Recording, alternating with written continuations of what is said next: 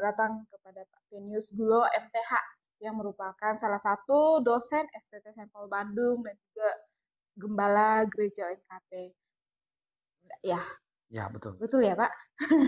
Baik Pak. Nah, jadi di sini kita akan membahas satu topik yang menarik, yaitu judulnya Bagaimana Menangani Generasi di Akhir Zaman. Ya, kita akan membahas seputar itu bagaimana menangani generasi di akhir zaman ini. Baik Pak, menurut Bapak apa yang membedakan generasi zaman dulu sama generasi zaman sekarang? Ya, seiring dengan perkembangan zaman, ditandai dengan kecanggihan teknologi yang sekarang semakin modern, jadi kita melihat perbedaannya sangat signifikan sekali. Dari berbagai bidang, cukup banyak perbedaan-perbedaan yang bisa kita melihat. Contohnya sekarang ya, di bidang anak-anak muda zaman sekarang, kita melihat karakter yang zaman dahulu dengan karakter yang sama yang dan di zaman sekarang itu cukup kita melihat perbedaan yang sangat berbeda. Misalnya di zaman dahulu itu, kalau anak-anak muda, seorang anak kepada orang tuanya itu sangat sangat eh, sangat menghormati, sangat menghargai. Kalau di zaman dahulu, Christine, kalau misalnya orang tua menegur anaknya itu, kalau misalnya orang tua sudah tahu bahwa anaknya itu salah, cukup melihat dengan main mata saja, itu anaknya sudah langsung ngerti. Di zaman sekarang, boro-boro orang tua main mata.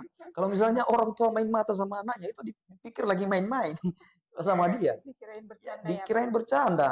Nanti ada lagi kata-katanya, waduh anjir, ya kan begitu. Ini orang tua gue main mata. Nah, di zaman sekarang, ya orang tua pun teriak untuk ngasih penjelasan kepada anaknya, negur. Masih banyak anak-anak muda yang tidak respect dengan orang tuanya dia, masih mau bertingkah dan tidak mau dengar-dengaran. Itu dari sisi itu. Lalu kemudian dari sisi yang lain, dari sisi misalnya teknologi, kita bisa melihat juga banyak perkembangan yang sangat luar biasa di bidang teknologi. Ya, dan kita melihat perkembangan itu sangat sangat cepat sekali, ya, sangat cepat sekali. Dan ya kita melihat juga banyak sikap manusia untuk um, bersikap dengan adanya teknologi itu. Ada yang memanfaatkannya dengan positif, namun tidak sedikit pula yang memanfaatkannya dengan negatif. Dan ini tergantung semua, tergantung semua. Justru dengan berkembangnya zaman, berkembangnya teknologi itu sangat mendukung untuk kemajuan sebenarnya. Tetapi kadang-kadang yaitu um, masih banyak orang yang menyalahgunakannya. Jadi sebenarnya mau zaman dulu, sekarang, sampai zaman yang akan datang, itu sebenarnya tergantung kita saja sebagai pribadi, bagaimana kita bisa tetap mengendalikan Tuhan, ya, kita sebagai umat Kristiani, bagaimana kita tetap mengandalkan Kristus dalam kehidupan kita sebagai dasar kita untuk bertumbuh di dalam iman. Demikian. Ya, dari Bapak ada sempat bahas tentang bagaimana menggunakan eh, alat yang semakin canggih itu dengan positif dan negatif. Salah satu mungkin ada pengalaman kali dari Bapak yang di-sharingkan dari orang tua, pengalaman anak-anak yang menyalahgunakan kecanggihan. Ya banyak sekali. Di zaman sekarang ya, kadang-kadang ada jemaat-jemaat yang cerita kepada saya, ya Pak Pendeta, sikap anak saya sekarang seperti ini. Nanti kita eh, ke kamarnya dia sudah tutup, nggak boleh masuk. Ternyata setelah saya cek, ternyata anak saya lagi main game. Pikir saya tadi lagi tidur, ya karena sudah jam tidur. Bahkan kadang-kadang dia juga lagi nonton film-film yang seharusnya tidak boleh ditonton oleh anak-anak.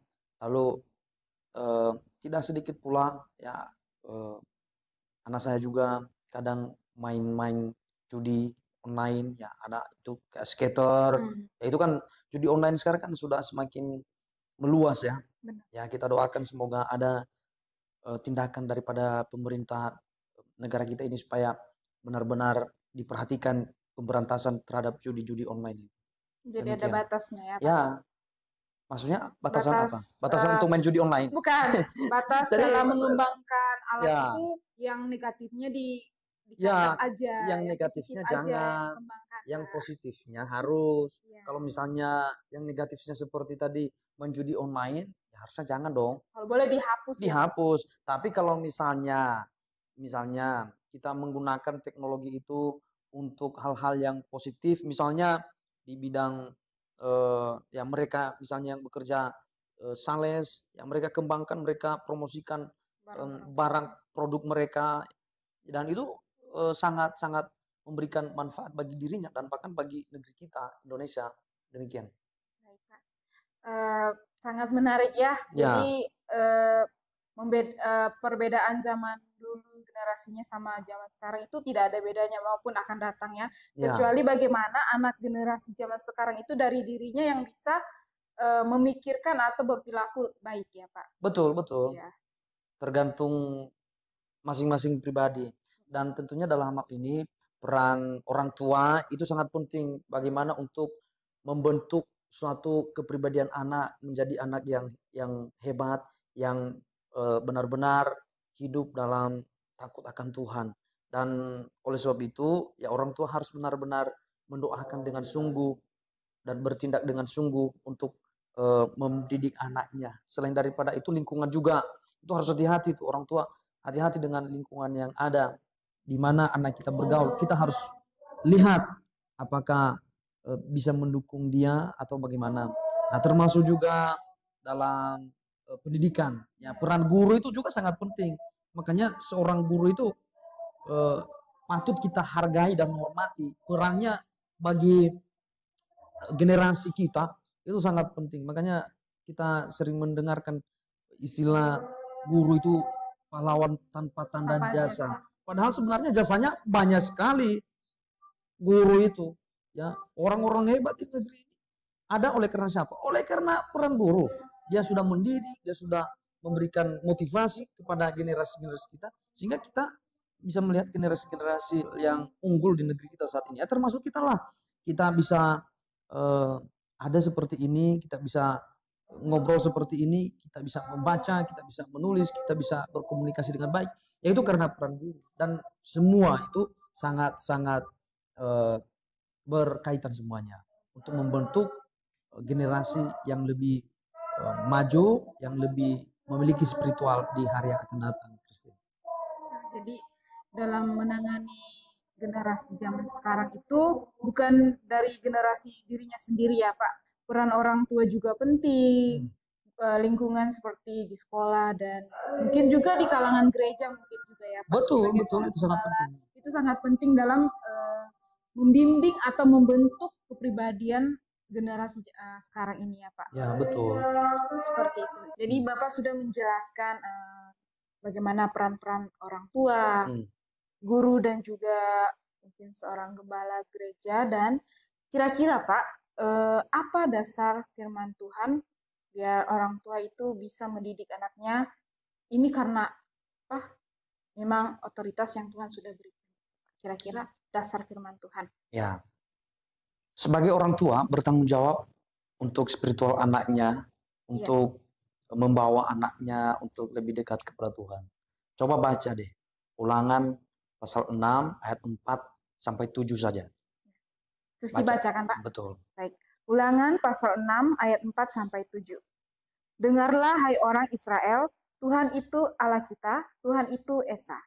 Kasihilah Tuhan Allahmu dengan segenap hatimu dan dengan segenap jiwamu dan dengan segenap kekuatanmu. Apa yang kuperintahkan kepadamu pada hari ini, haruslah engkau perhatikan. Haruslah engkau mengajarkannya berulang-ulang kepada anak-anakmu dan membicarakannya apabila engkau duduk di rumah, apabila engkau sedang dalam perjalanan, apabila engkau berbaring, dan apabila engkau bangun.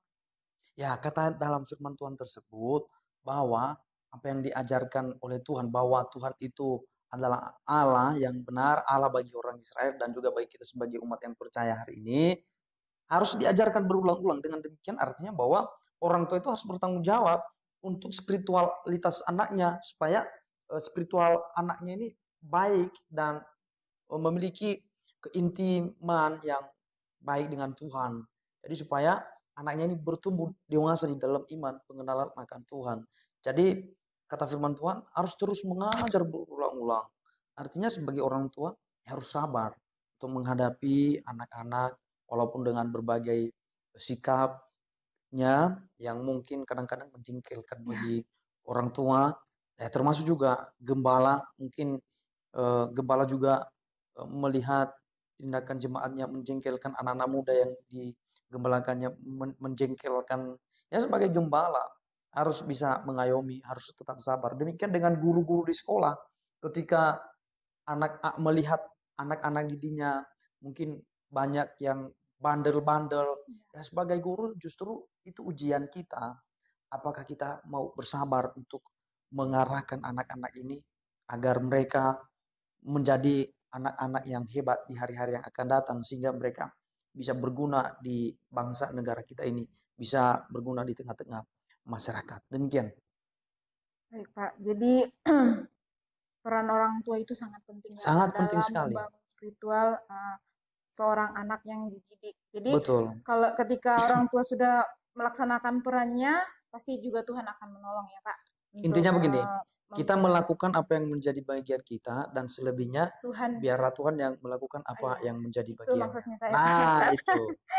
Jadi mari mungkin Bapak Ibu yang mendengarkan ini, mari kita praktekkan yang dikatakan kitab dalam Ulangan pasal 6 ayat 4 sampai 7 tadi ya, bagaimana membangun spiritual anak zaman sekarang ya, Pak. Ya. Baik, Pak.